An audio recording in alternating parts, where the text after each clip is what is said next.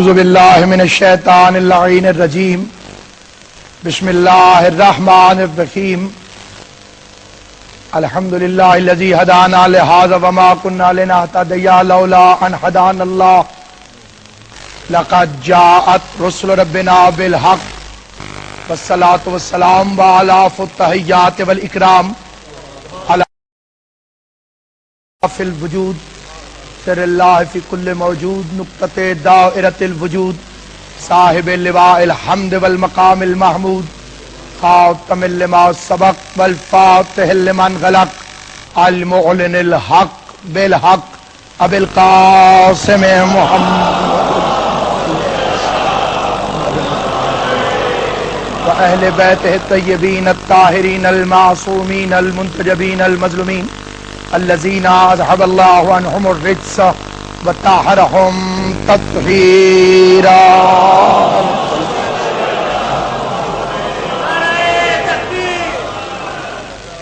لسيما بقية الله المنتظر امام زماننا هذا روحي وارواح العالمين لتراب المقدم الفدا عجل اللہ تعالی فرجہ الشریف وسہل اللہ تعالی مخرجہ الشریف ولعنت اللہ دائما باقی علی اعدائهم اجمعین اما بعد قال اللہ تبارک وتعالی فی کتابہ المبین بسم اللہ الرحمن الرحیم وَإِذَا قِيلَ لَهُمْ لَا تُفْسِدُوا فِي الْأَرْضِ قَالُوا إِنَّمَا نَحْنُ مُصْلِحُونَ صلوات بر محمد وآل محمد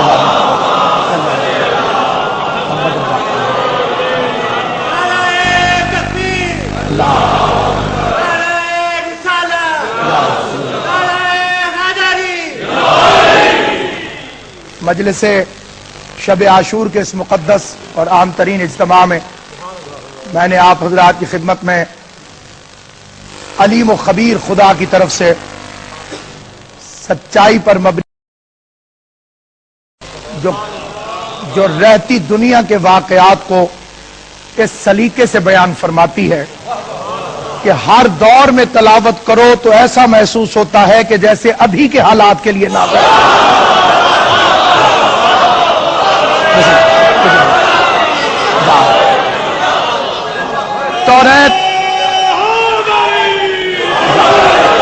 توریت خدا کی کتاب، انجیل خدا کی طرف سے، زبور خدا کی طرف سے، لیکن کتابیں تھیں معجزہ نہ تھیں۔ قرآن کو خداوند قدوس نے معجزہ قرار دیا، لفظ لفظ معجزہ، حرف حرف معجزہ، نقطہ نقطہ معجزہ۔ ایک ایسا معجزہ کائنات آدم و عالم میں کہ جس رات میں آیا اس رات جیسی رات نہ ہوئی، جو فرشتہ لے کر آیا اس فرشتے جیسا فرشتہ نہ ہوا۔ تو میری سمجھ میں یہ بات نہ آئی کہ جب کتاب ایسی کہ اس جیسی کتاب کوئی نہیں، لانے والا فرشتہ ایسا کہ اس جیسا فرشتہ کوئی نہیں، جس رات میں آئے اس جیسی رات کوئی نہیں، جس مہینے میں آئے اس جیسا مہینہ کوئی نہیں، تو جس نبی پہ آئے وہ ہم جیسا کیسے ہو؟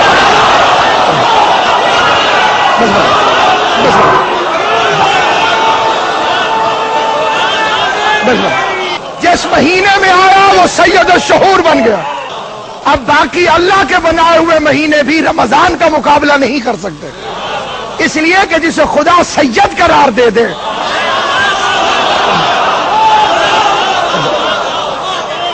پھر کوئی اس جیسا نہیں ہو سکتا۔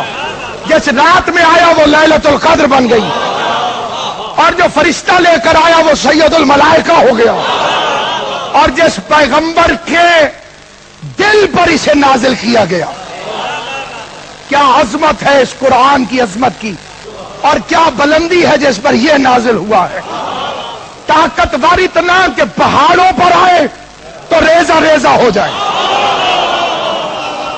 لو انزلنا ھذا القرآن علی جبل، اگر ہم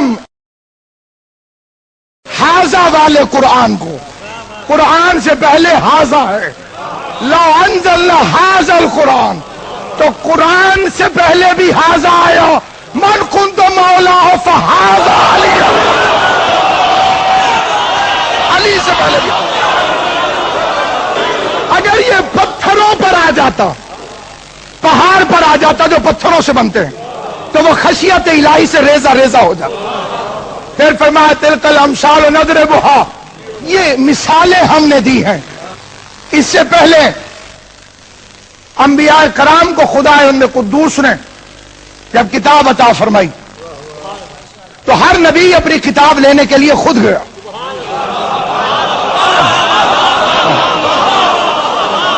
موسیٰ کو کوہ طور پہ چڑھنا پڑا کیونکہ کتاب بڑی تھی، نبی چھوٹا تھا۔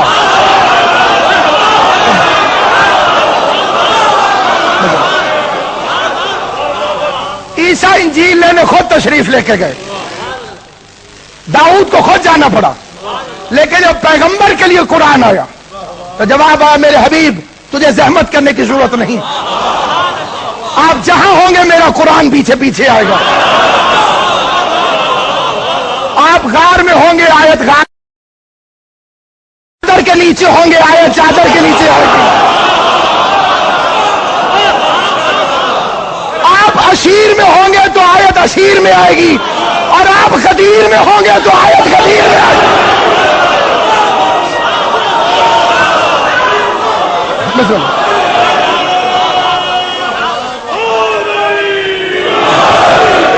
جو نبی خود قرآن لینے نہ گیا، حد ہو گئی کہ جب 13 رجب کو علی آئے تب حکم محمد گھر نہیں بیٹھنا، علی کو خود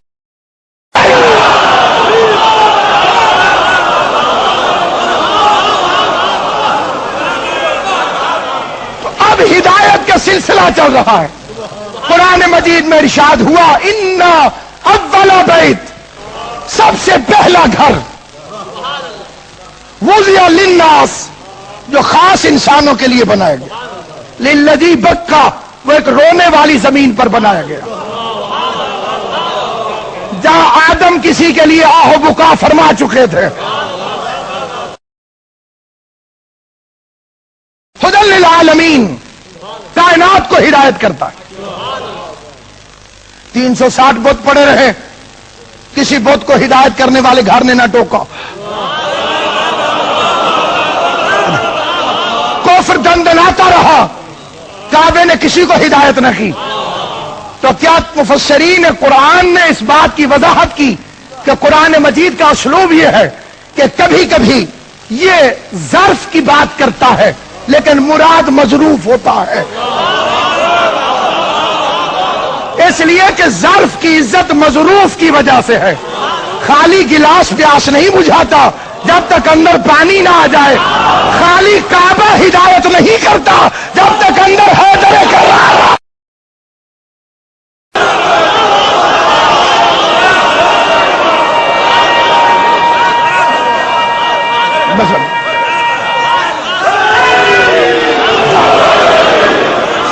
تاریخ جہاد و فساد بڑی پرانی تاریخ ہے، اور پہلا جھگڑا تو اسی نے کر دیا جو خلافت کی تمنا میں 6 لاکھ سال عبادت کرتا رہا۔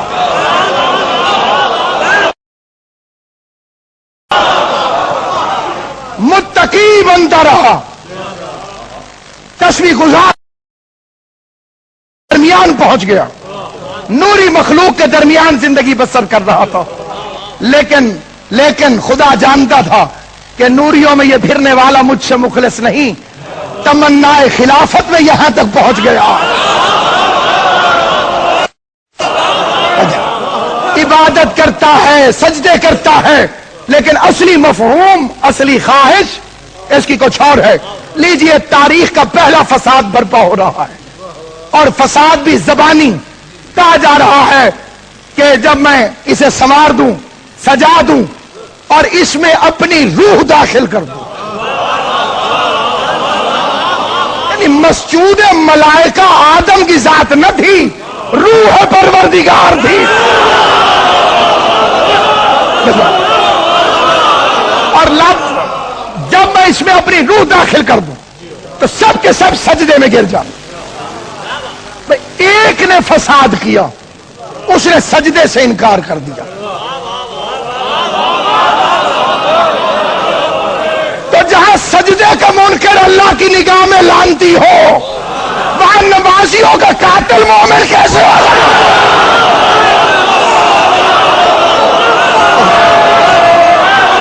آغاز ہو رہا ہے، ابتدا ہو رہی ہے۔ جھکو، میرے بنائے ہوئے کے سامنے جھکو۔ یہ میرا بنایا ہوا خلیفہ ہے، بغیر تخت کے، بغیر تاج کے، بغیر لشکر کے، کوئی حکومت نہیں، ہمارا بنایا ہوا ہے۔ جھک جاؤ اس کے سامنے۔ اس کا نہیں جھکوں، انا خیر منہ، میں اس سے افضل ہوں۔ کیونکہ فسادیوں کو قرآن کہتا ہے شعور نہیں ہوتا۔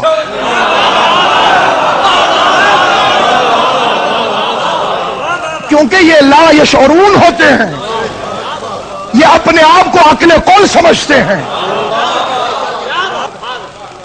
ابتدا ہو رہی ہے، شعور نہیں ہے، لا شعوری ہے، جہالت ہے، عبادت پہ گھمنڈ ہے، اور پہلی رشوت کی پیشکش کر رہا ہے۔ یہ سجدہ معاف کر دیں، چپے چپے پہ سجدہ کروں گا۔ جو خدا نے جواب دیا وہ عبادت کی پالیسی ہے۔ کہ کم وقت تجھے کس نے کہا میں محتاج عبادت ہوں؟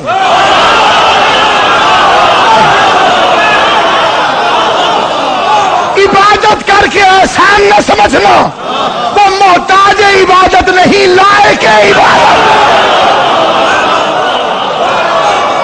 اب ایجاد کا نام عبادت نہیں، اب آپ کی میری ایجاد کا نام عبادت نہیں، جو ہماری مرضی ہو۔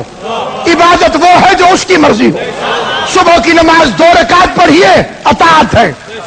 تیسری شروع کر دیجئے، بغاوت ہے۔ اب میں تیسری رکعت پہ جھگڑا کر دوں کہ پڑھ تو میں قرآن رہا ہوں۔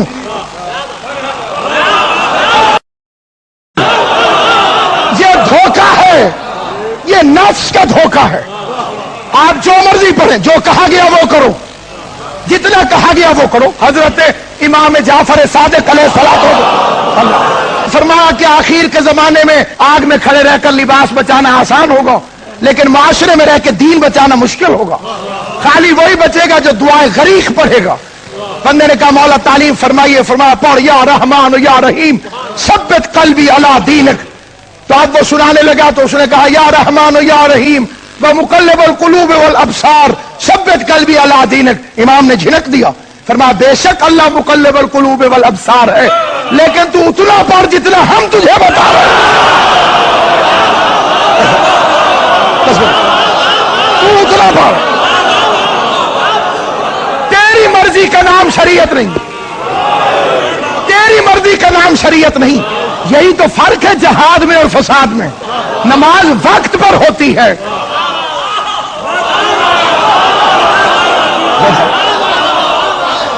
اس کا وقت معین ہے۔ میں آدھی رات کو فجر پڑھنا شروع کر دوں ادا کی نیت سے، وقت ہی نہیں تو نماز کیسے ہوگی؟ روزہ ماہ رمضان میں ہوتا ہے، میں محرم میں واجب کی نیت سے رکھ دوں۔ حج ماہ ذی الحجہ میں ہوتی ہے، میں رمضان میں حج پڑھنے چلا جاؤں۔ تو جب نماز کا وقت ہے، روزے کا وقت ہے، حج کا وقت ہے، تو کیا جہاد ہر وقت شروع ہو جایا کرے گا؟ جہاد کا وقت پوچھنا ہو تو 14 معصومین سے پوچھو۔ مکے میں جہاد نہیں تھا، پیغمبر چپ رہے۔ مدینے میں جہاد تھا، تلوار اٹھا لی۔ رسول کے بعد نہیں تھا، علی نے تلوار نیام میں رکھ دی۔ صفین جمل میں وقت آ گیا، پھر تلوار علی نے نکال لی۔ حسن کے زمانے میں وقت نہ تھا، تلوار رکھ لی۔ کربلا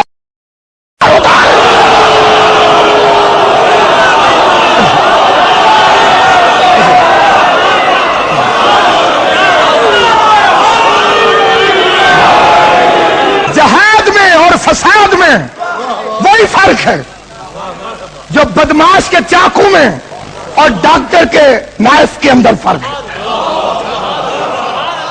وہ بھی چیرتا پھاڑتا ہے، ڈاکٹر بھی چیرتا پھاڑتا ہے۔ ڈاکٹر بعض اوقات جب چیریں پھاڑیں گے تو دل نکال کے باہر رکھ دیتے ہیں۔ دہشت گرد کا ہو تو خاتمہ ہو جائے. پتہ چلا جو زندگی کے لیے تلوار چلائے وہ جہاد ہوتا ہے.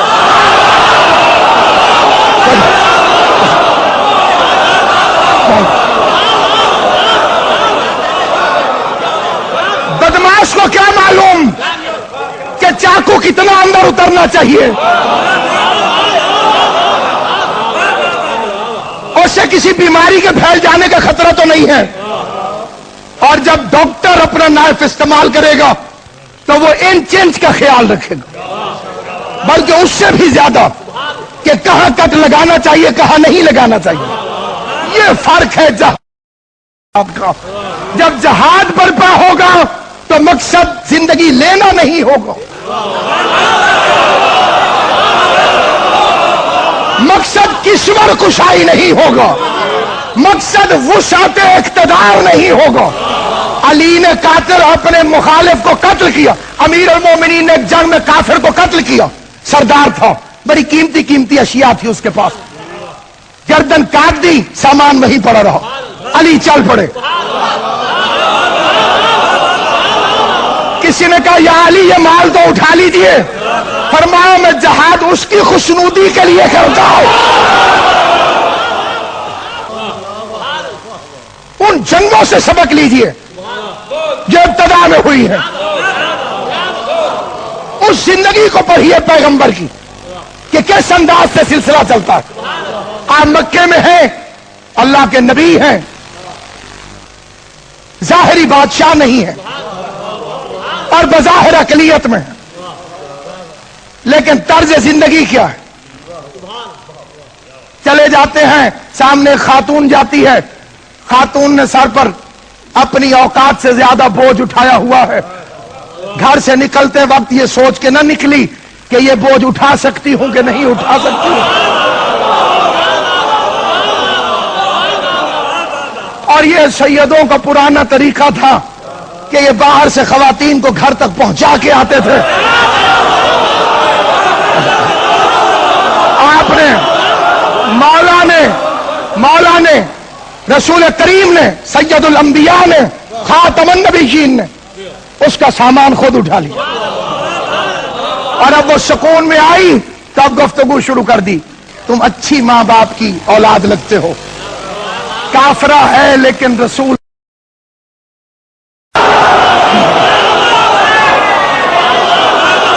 اچھے ماں باپ کی اولاد ہے.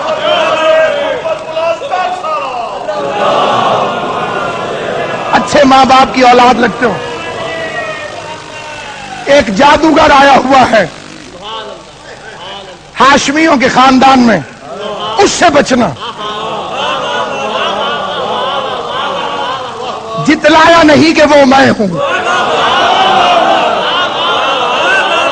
بتایا نہیں کہ وہ میں ہوں.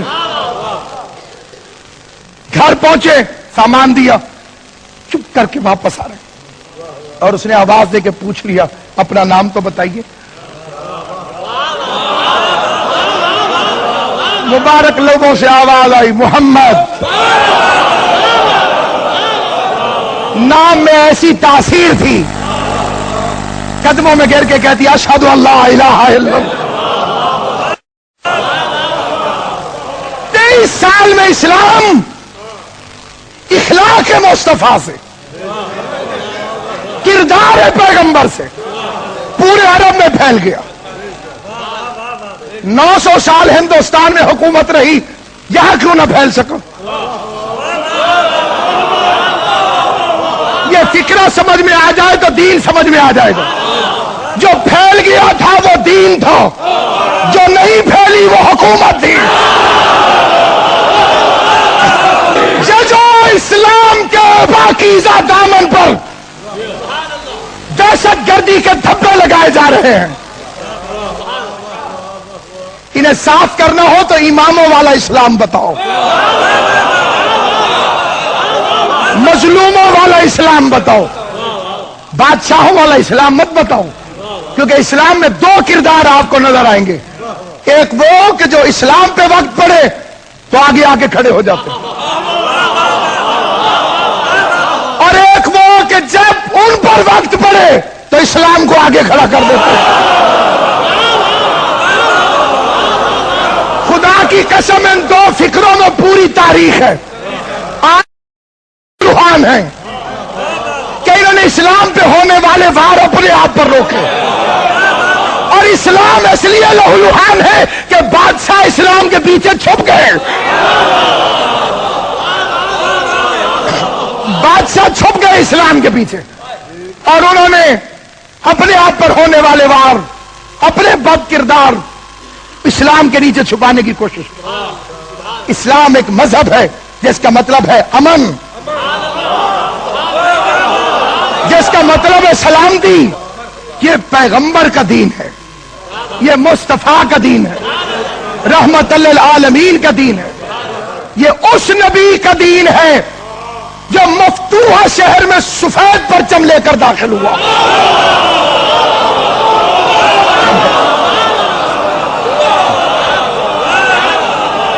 مکہ فتح ہو چکا تھا, مکہ فتح ہو چکا تھا. وہ وہاں پر اپنے چچا زاد بھائی کے قاتل کو نہیں ڈھونڈ رہا تھا, اس کی نگاہیں جگر چبانے والی کو تلاش نہیں کر رہی تھی. کچھ آوازیں اٹھ رہی تھی کہ آج بدلہ لینے کا دن ہے, اور وہ بار بار فرما رہا تھا آج معاف کر دینے کا دن ہے. اور جب داخل ہوئے تو اب اعلان سنیے. یہ ہے پیغمبر امن جو آ کے اعلان فرماتے ہیں کہ جو دروازہ بند کر لے امان ہے, جو خانہ کعبہ میں آ جائے امان ہے, اور جو ابو سفیان کے گھر چلا جائے امان ہے. طاقت میں ہے لیکن یہ اعلان ہے. اور مدینے میں جب ظاہری حکومت بھی قائم ہو گئی, ایک دن اس شاعر کو صحابہ کرام پکڑ کر لے آتے ہیں جو مکے میں حضور کے خلاف شعر پڑھتا تھا. حجب کہتا تھا سرکار نے. وہاں ماحول نہیں تھا کہ اس سے بدلہ لیا جائے, خاموش اختیار کی. اب مدینہ آ گیا اور وہ کہیں سے گزر رہا تھا, بعض حضرات نے دیکھا, پکڑ کے بوری میں بند کر کے لے آئے, سرکار کے سامنے پھینک دیا گیا. حضور نے ارشاد فرمایا اس کی زبان کاٹ دو. تاریخ لرز گئی.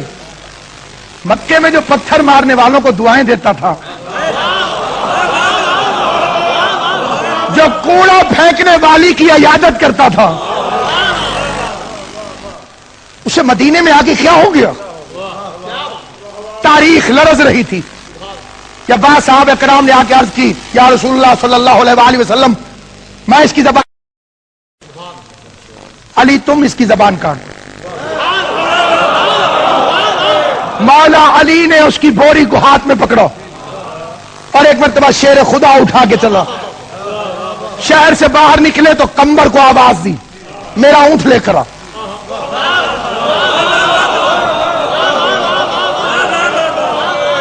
اونٹ آ گیا, مولا نے اونٹ کو کھولا. تماشا دیکھنے والے کھڑے تھے.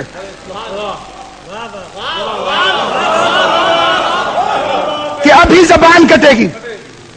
علی نے اونٹ کھول دیا اپنا, پھر شاعر کو کھولا, پھر 2000 درہم نکالے, شاعر کے ہاتھ میں درہم رکھے, اونٹ میں بٹھا کے کہا انہیں میں دیکھ لوں گا, تو بھاگ جاؤ. اب ان سے پوچھئے کہ جو تماشا دیکھنے آئے تھے اور کچھ بھی دیکھنے کو نہ ملا, تو وہ علی علیہ السلام کی شکایت کرنے گئے رسول خدا کے پاس. آپ نے کہا تھا زبان کاٹ دو, علی نے اونٹ بھی دیا, 2000 بھی دیے. پیغمبر کے چہرے پہ غضب کی بجائے جیسی مسکراہٹ پہلے تھی اسی طرح کی مسکراہٹ باقی رہی. ایک فکرہ کہہ کے اندر تشریف لے گئے, علی میری بات کو سمجھ گئے.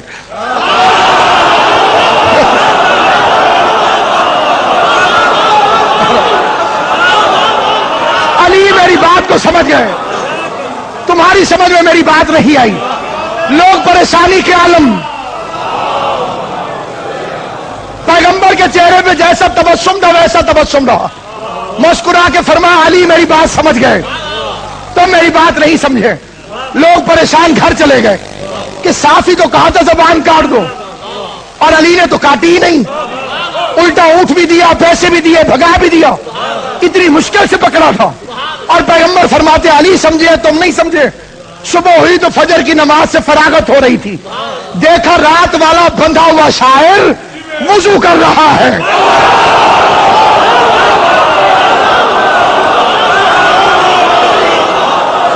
اور اس نے آ کے حضرت محمد مصطفیٰ صلی اللہ علیہ وآلہ وسلم کے پاؤں چومے، اور پاؤں چوم کر ایک پرچہ اس نے جیب سے نکالا، کہنے لگا آپ کی شان میں نعت لے کر آیا ہوں۔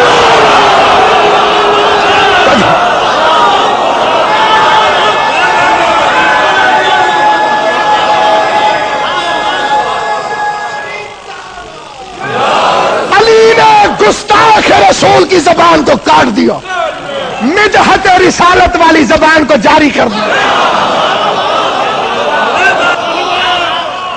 آپ کو ایک بات عقیدے میں اچھی نہیں لگتی تو قرآن پڑھیے، قرآن تو نان مسلم کے لیے بھی کہتا ہے لکم دینکم ولی دین۔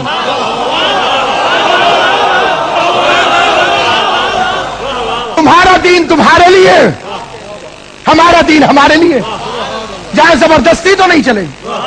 لا اکراہ فی الدین قد تبین الرشد من الغی، ہم نے ہدایت اور گمراہی کو کھول کھول کے بیان کر دی۔ دین سارا کا سارا سامنے ہے، یہ کہاں سے زبردستی شروع ہوئی، کہاں زبردستی عقیدہ منوایا گیا؟ وہ اسلام جو کافروں سے زبردستی کرنے کی اجازت نہ دے۔ حضرت ابراہیم علیہ السلام کے گھر مہمان آتا ہے، کھانا کھلانے لگتے ہیں، فرمایا بسم اللہ پڑھ،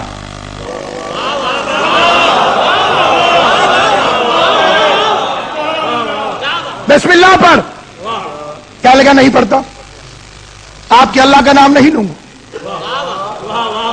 پتہ نہیں کتنی محبت تھی ابراہیم کو بسم اللہ سے۔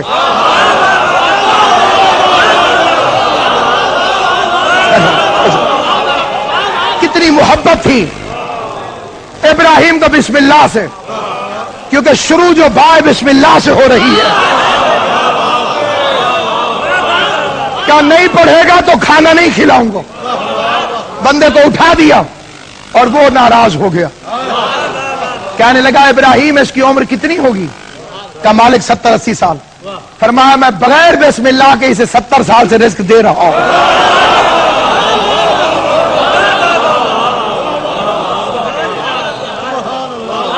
بس جہاں سے پہلا فساد شروع ہوا تھا اسی کا حل ڈھونڈ لیجیے۔ پہلا فساد ہوا تھا سجدے پر، کہ میں اللہ کے بنائے ہوئے کو نہیں جھکوں گا۔ شیطان غیر اللہ کی تعظیم نہ کر کے لعنتی بنا۔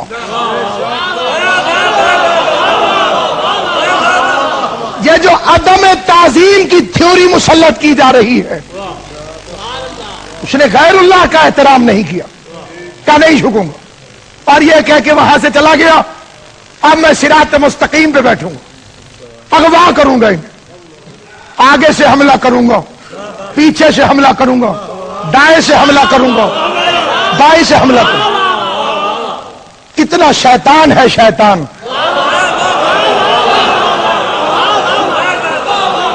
طریقہ واردات بتا کے آیا ہے۔ تو اب ہم کہاں سے نکلیں؟ آگے بھی ہے، پیچھے بھی ہے، دائیں بھی ہے، بائیں بھی ہے، کیسے بچیں؟ بندے نے چھٹے امام سے پوچھ لیا، مولا ہر طرف تو وہی کھڑا ہے، آگے بھی ہے، پیچھے بھی ہے، دائیں بھی ہے، بائیں بھی، میں کہاں سے نکلوں؟ تو امام نے ایک مرتبہ فرمایا اس نے تو 4 سمتوں پہ قبضہ کیا ہے، سمتیں تو اللہ نے 6 بنائی ہیں۔ اس نے قرآن میں کہا آگے سے حملہ کروں گا، پیچھے سے حملہ کروں گا، دائیں سے حملہ کروں گا، بائیں سے حملہ کروں گا۔ امام نے فرمایا ایک سمت اوپر بھی ہے، ایک سمت نیچے بھی ہے، سجدے میں سر جھکا دو گے تب بھی بچ جاؤ گے، دعا میں ہاتھ اٹھا دو گے تب بھی بچ جاؤ گے۔ اب جب سجدے میں سر جھکے گا تو 7 اعضاء، اور جب جب دعا کے لیے ہاتھ اٹھے گا تو 5 انگلیاں اٹھانی پڑیں گی. سجدے میں 7 اعضاء دیکھنا واجب, اور اس لیے سجدے 2, اور ہاتھ اٹھا تو پوروں کی تعداد بھی 14, یعنی 14 کے صدقے میں سجدے میں بچو, 14 کے صدقے میں دعا سے بچو. سر کیوں جھکا دو؟ فساد ختم کرو, جھک جاؤ. امیر المومنین سے بندے نے آ کے کہا, یا امیر المومنین علی بن ابی طالب, میرے دل سے حسد نہیں جاتا. فرمایا نماز با جماعت کی پچھلی صفوں میں سجدہ کر, تاکہ غریب مومن کے تلووں کے پیچھے تیرا ماتھا آئے.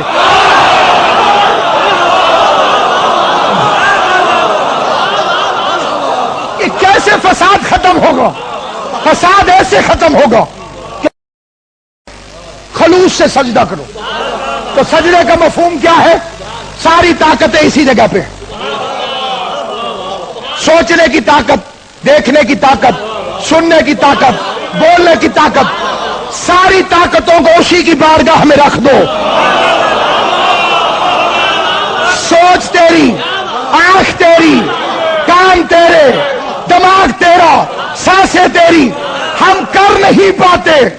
جس نے کیا تھا سر رکھ کے کہ آنکھیں بھی تیری, دماغ بھی تیرا, کان بھی تیرے, تو پھر اسے جبریل کے ذریعے کہلوانا پڑا تو عین اللہ ہے, تو رسول اللہ ہے, تو وجہ اللہ ہے.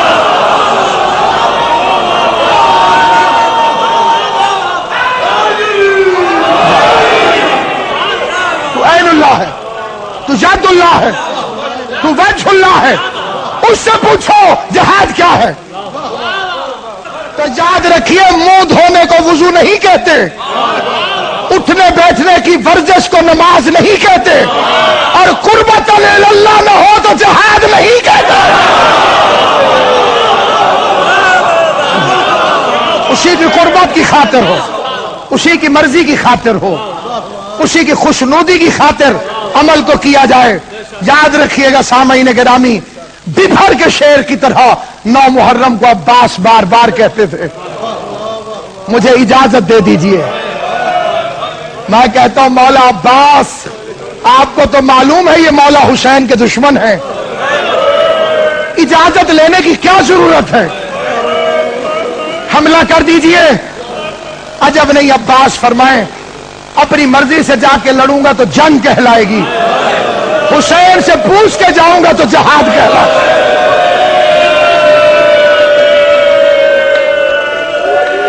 آج جھولے والے کی رات ہے, آج بہن اور بھائی کی رات ہے, آج باپ اور بیٹی کی رات ہے. اس رات جہاں جہاں میرا مولا جاتا تھا سکینہ پیچھے پیچھے چلی جاتی.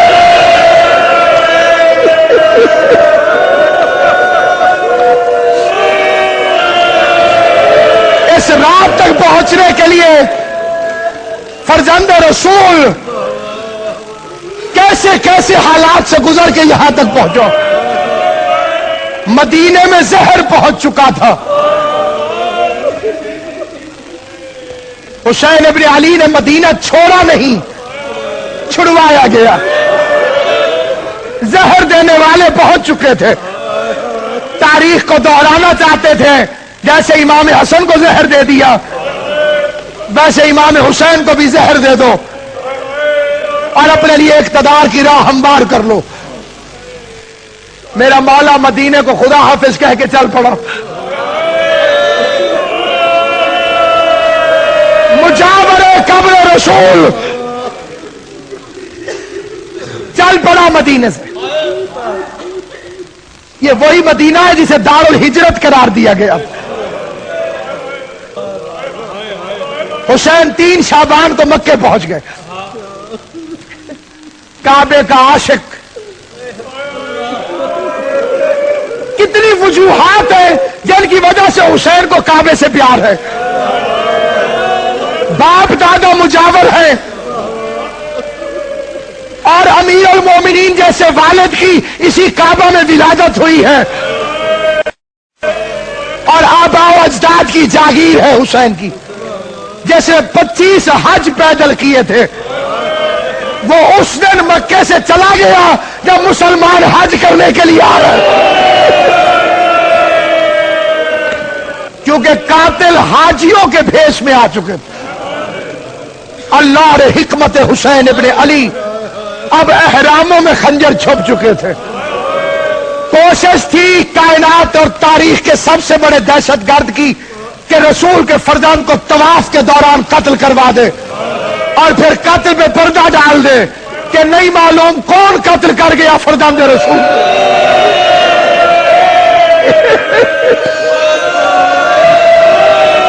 سلام حسین کی بصیرت پر، کعبے کو چھوڑ دیا، میں اپنے قاتل کو چھپنے نہیں دوں گا۔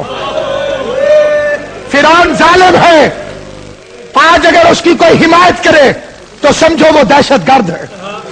نمرود ظالم ہے، آج اگر کوئی اس کی حمایت کرے تو سمجھو وہ دہشت گرد ہے۔ شداد ظالم ہے، آج اگر اس کی کوئی حمایت کرے تو سمجھو وہ دہشت گرد ہے۔ یزید ظالم ہے، آج اگر اس کی کوئی حمایت کرے تو سمجھو دہشت گردی پھیلا رہا۔ کتنا بڑا دہشت گرد تھا، کعبے میں دہشت برپا کرنا چاہتا ہوں۔ خانہ شاید زیادہ فضیلت لوگوں کے نزدیک ہوتی، لیکن اس نے اللہ کے گھر کو امن کی خاطر چھوڑ دیا۔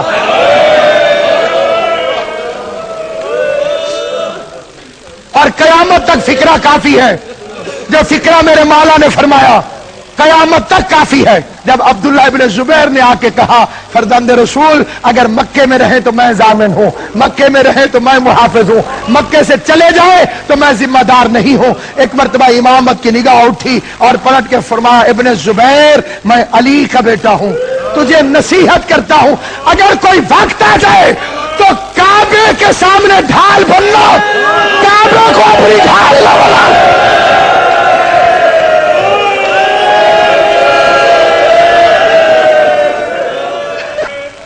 تاریخ نے ثابت کیا کہ امام کے فکرے درست ثابت ہوئے، حرمت کعبہ کے لیے چل پڑے، اور اب جب پہنچے تو پہلی لڑائی کا اندیشہ پیدا ہوا۔ 10,000 کا لشکر آیا اور 10,000 کا لشکر چاہتا تھا کہ وہ امام کے خیمے کو کھڑوا دے، اور عباس بپھرے ہوئے شیر کی طرح تھے۔ حسین ابن علی نے حضرت عباس کو روکا۔ جب بپھرے شیر کی طرح عباس فرما رہے تھے نہیں چھوڑوں گا دریا کو، میر انیس فرماتے ہیں کہ حسین ابن علی قریب آئے اور بھائی کے سینے پر کچھ دم کر کے پڑھا، اور پھر ماتھا چوم کے فرمایا یہ کیا ہے، تم تو سد سکندر کو توڑ دو، لو ہم کو چاہتے ہو تو دریا کو چھوڑ۔ کربلا آل محمد کی 2 پشتوں کی محنت کا نام۔ 3 محرم کو پانی بند ہو گیا، 7 محرم کو پانی ختم ہو گیا، 7ویں محرم کی صبح کی نماز غریب زہرا نے دریا کے کنارے خشک ریت پر تیمم کر کے پڑھی۔ زہیر ابن کین نے دریا کو دیکھ کے کہا او فرات کے پانی ڈوب کے مر جا، تو بھی بہ رہا ہے اور ساقی کوثر کا بیٹا تیمم کر کے نماز پڑھو۔ 8 محرم کو 9 محرم کو پیاسی بہنوں کو قرآن سناتے رہے، اور آج کے دن جب لشکر آیا تو عبادت کے لیے مہلت مانگی نہیں، مہلت دی، تاکہ ابھی بھی کوئی اور بننا چاہتا ہے تو آ جائے۔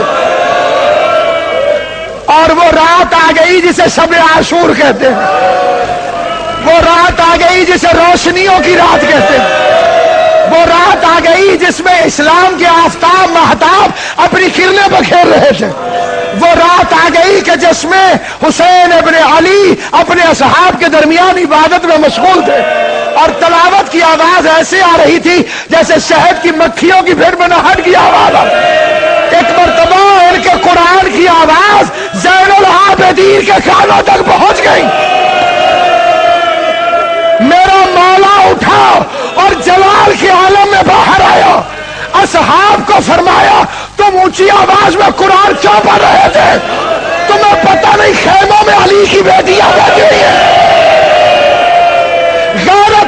کہ یہ فکر اصحاب نے سنے، یا اتنے میں حسین ابن علی آ گئے، زین العبا کو سینے سے لگایا اور رو کے ایک جملہ کہا، زین العابدین آج میری امامت کی آخری رات ہے، کل تیری امامت کی پہلی رات ہے، تو آج ویسے کرنے دے جیسے میں چاہوں، کل سے نامحرموں کی آوازیں زینب کے کانوں میں نہ جانے دینا، کجا حبیب کی آواز، کجا شمر کی آواز ہے کہ لوٹا تملکات علی بدول کو،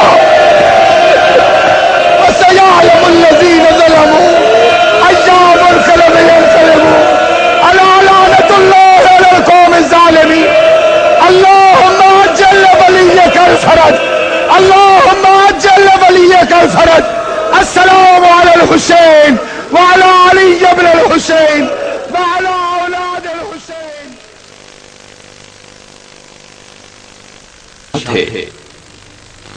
اگر تم تقوی پر رہو اور حقدار کا حق پہچانو تو یہ خدا کی خوشنودی کا موجب ہوگا۔